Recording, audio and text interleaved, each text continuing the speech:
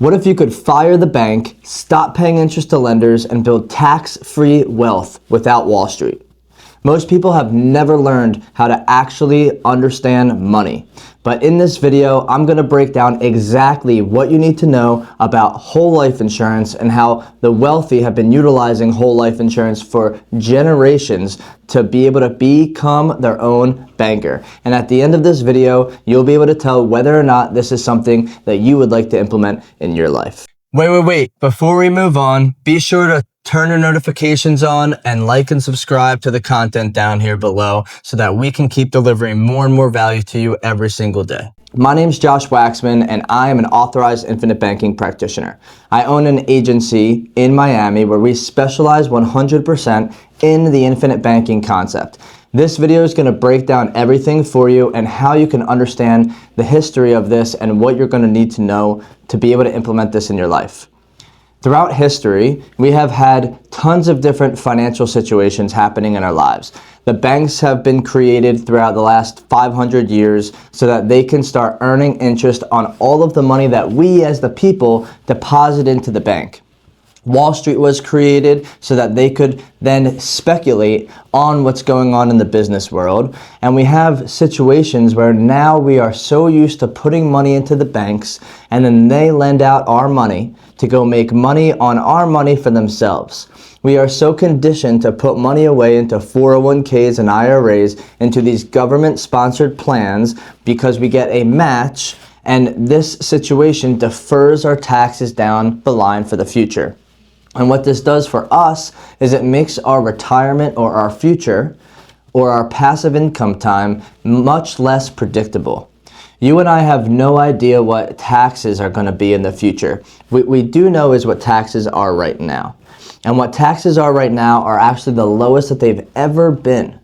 We have a major challenge because we have been duped into believing that when we give away money to the banks and we give away money to the government, that it's going to benefit us. But this is not really the case. And if you want to have true financial freedom, it is important that you start controlling your money and start becoming your own banker so you don't give this power away to the powers that be. Every time that you put money into the bank, they end up lending your money out to all of the next people that come in to ask for loans and they charge interest on it. When you put money into a 401k and IRA, they end up deferring your taxes, and then you have to pay taxes not just on what you put in, but on the entire amount that you grew at the time that you need it the most, which is when you are planning to retire. We end up investing in Wall Street, the pirates of Manhattan, as I call them.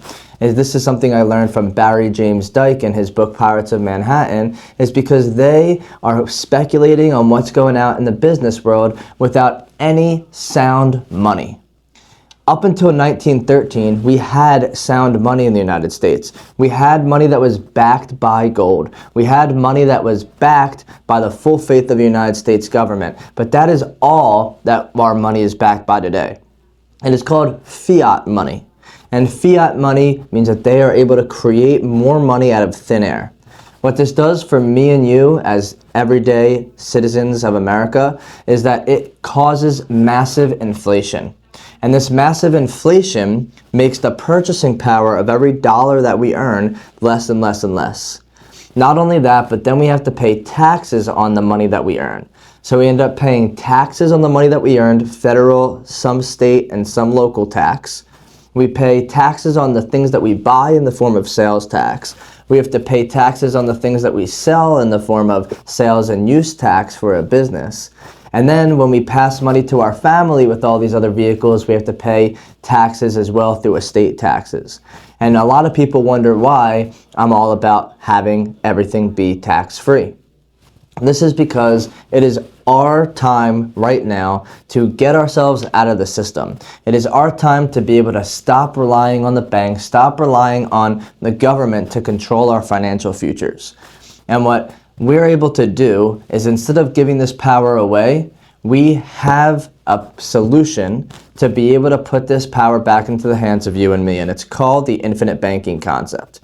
And so I'm going to break this down here for you with every single system that you can have. Instead of worrying about credit card debt, student loan debt, your credit cards, being able to pay massive interest to these people, and then paying debt to everything that you do in your business. What we teach is a system that you can now become the banker. And this is called the infinite banking concept. It's not an investment. It is a system for you to grow, duplicate, and pass on your wealth to your family tax-free. And you can start creating this control today. You want to be able to leverage a specially designed whole life insurance policy to be able to facilitate this as your personal banking system. And let's demystify the tool, because wealthy people have been utilizing whole life insurance for hundreds of years, and a lot of people have a negative thought about whole life insurance.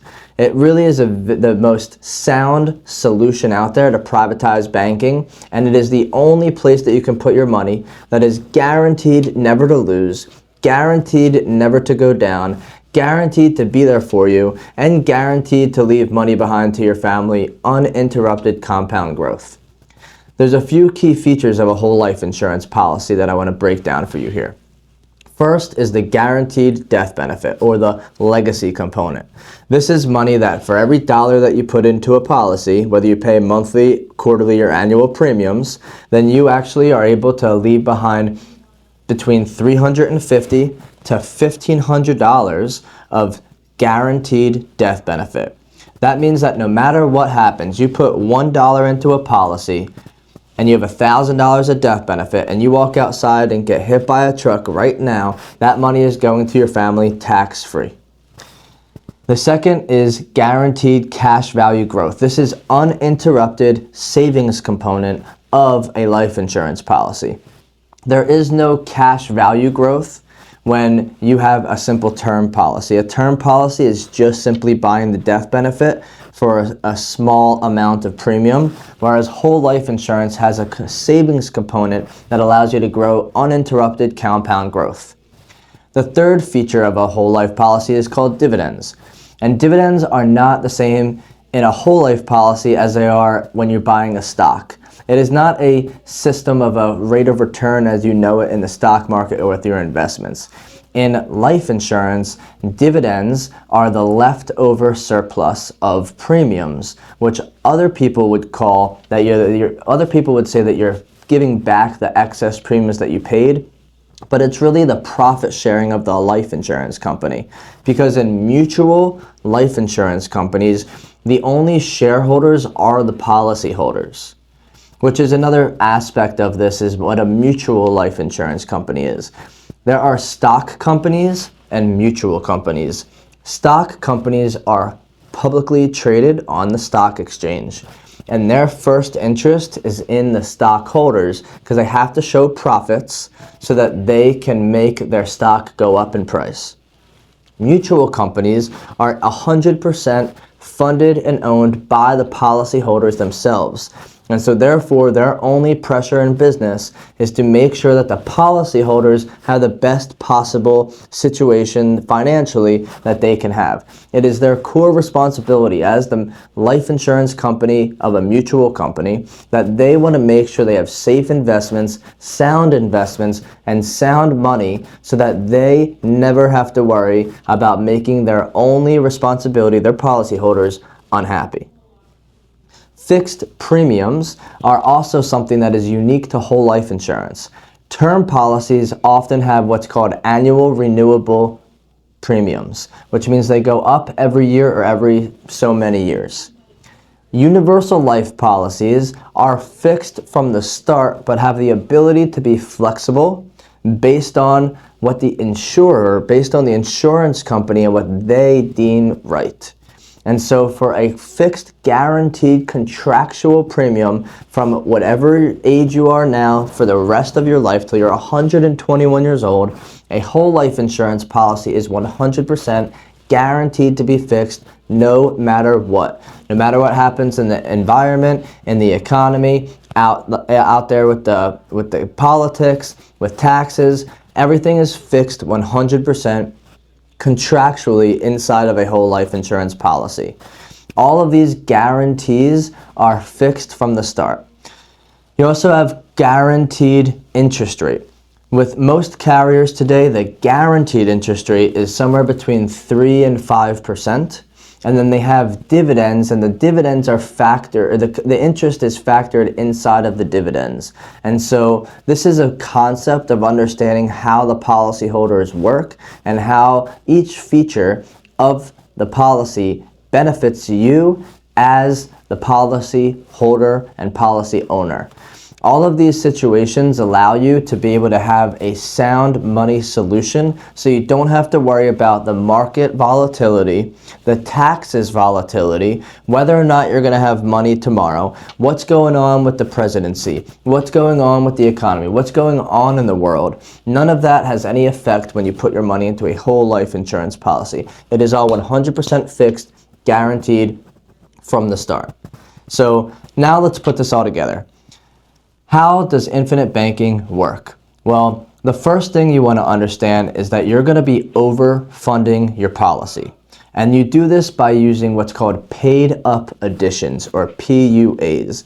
These are additional premiums that are an optional feature of a whole life insurance policy, where you can elect to have the option to put additional premium into the policy that buys you additional death benefit and immediately credits you additional cash value. This additional cash value is able to be built up quicker when you utilize paid up additions than if you only fund what's called the base premium. Regardless, base premium and paid up additions are both different forms of premium. All of the money that goes into the whole life insurance company is premium, and all of the money that comes out of the whole life insurance company is also premium. This means that when people say that the dividends are just a return of your extra premium, then the truth of the matter is that this is the return of the premiums that are left over for the insurance company. Just like in a business, your profits are the leftover revenue after you pay your expenses. The same holds true in a whole life policy.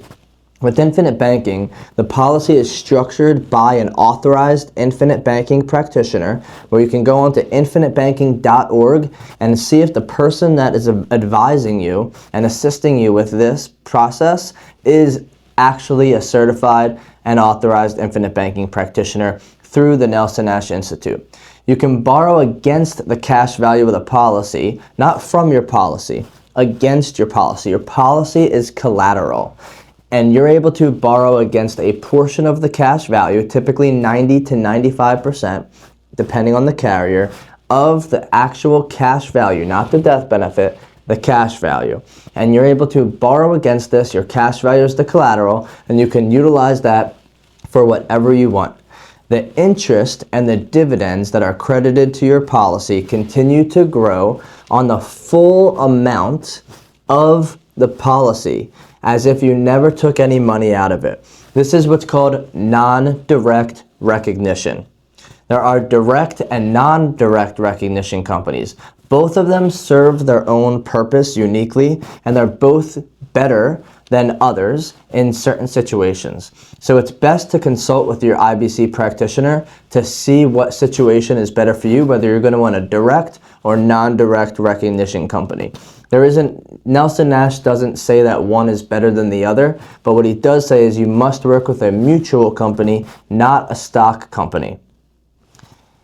As you borrow money from the cash value of the policy, you're going to be able to borrow against this cash and utilize that for whatever you want. Utilize that for your business, utilize that for real estate, utilize that to go on a trip around the world with your family. You can utilize it for whatever you want. It is the ultimate freedom when it comes to money. It's not like a bank loan where you have to fill out all this paperwork and you have to tell them what you're going to use the money for. You can use the money to do whatever you want.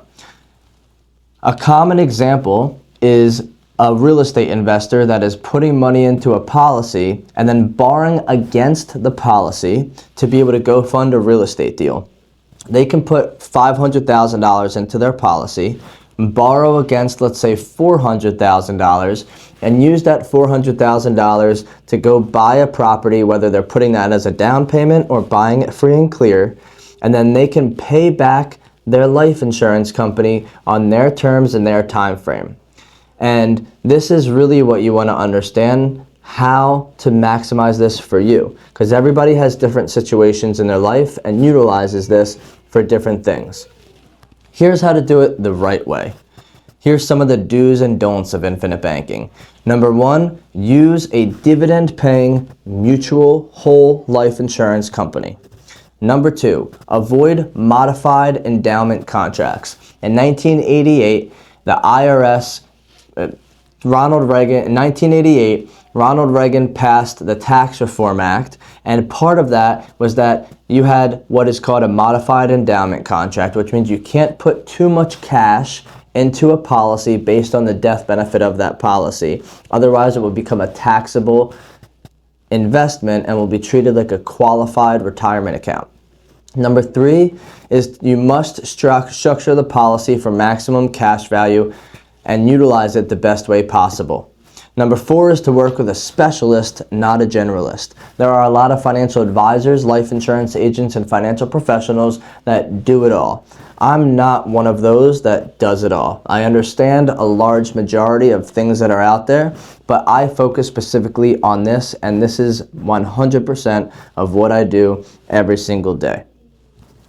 Another misconception really is that you want to be able to have a minimum death benefit and maximum cash value, but if you truly understood whole life insurance, then you would know that the cash value contractually has to equal the death benefit at 121 years old, and so the cash is going to follow the death benefit. So the higher the death benefit, the higher the cash value as time goes on. Is this right for you? This is really best for entrepreneurs with high cash flow, real estate investors with equity or liquidity, business owners who want tax shelters and leverage on their money, and people that are tired of the banks, tired of the market volatility, and who want control over their money. You might be wondering, isn't life insurance just for when I die? Well, term life insurance is simply for when you die, but whole life insurance can be utilized for when you're alive. A lot of people ask, what if I need my money right away? Well, you can borrow against the cash value from certain companies between 10 and 20 business days, which is 2 to 4 weeks. So regardless, around within a month.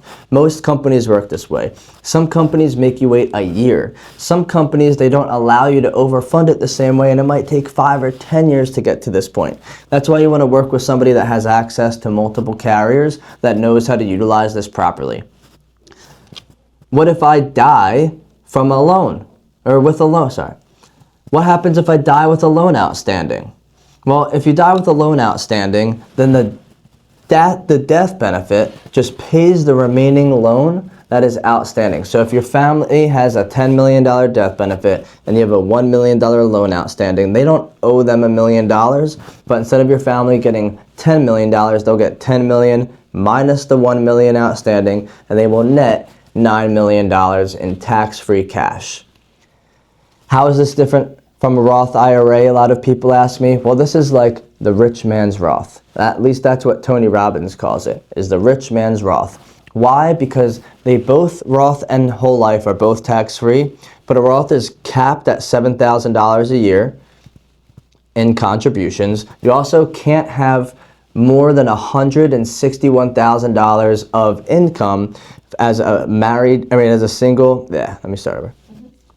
How is this different from a Roth IRA, you may ask? Well, a lot of wealthy people call this the rich man's Roth.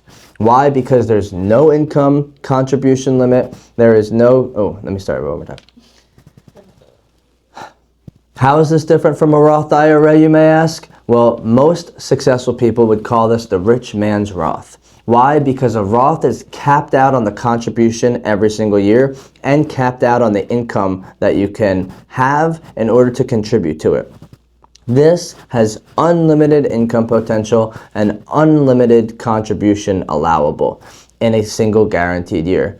And so there's a lot of situations that you're going to be able to utilize this for that you can't use this in any other situation. A Roth is also locked in there until you're 59 and a half. You have access to this right away.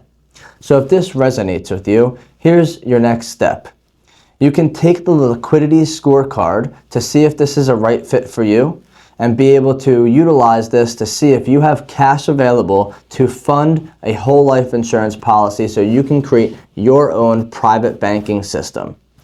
Be sure to like, subscribe, and turn your notifications on so that you can have more and more content like this every single day. Thank you so much for watching this content, and if you have any questions, feel free to reach out to me or my team directly. You have the power to be able to become your own banker right here, right now. Take advantage of the opportunity and take action today.